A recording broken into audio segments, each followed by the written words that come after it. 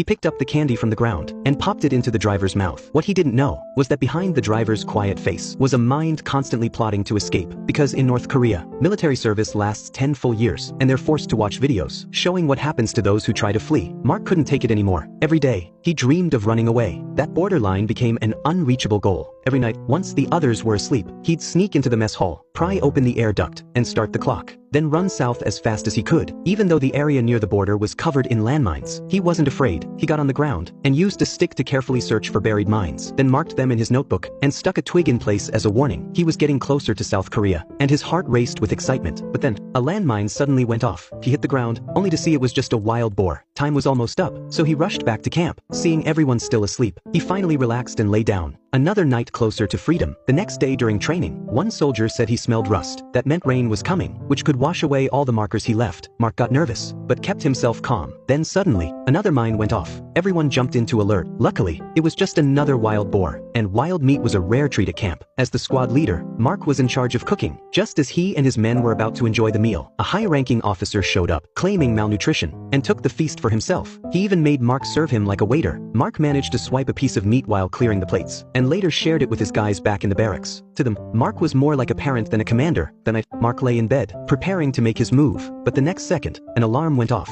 Everyone was ordered to assemble. Mark was filled with anxiety. He threw on his gear and rushed to check the mess hall vent, only to discover the escape tunnel had already been found.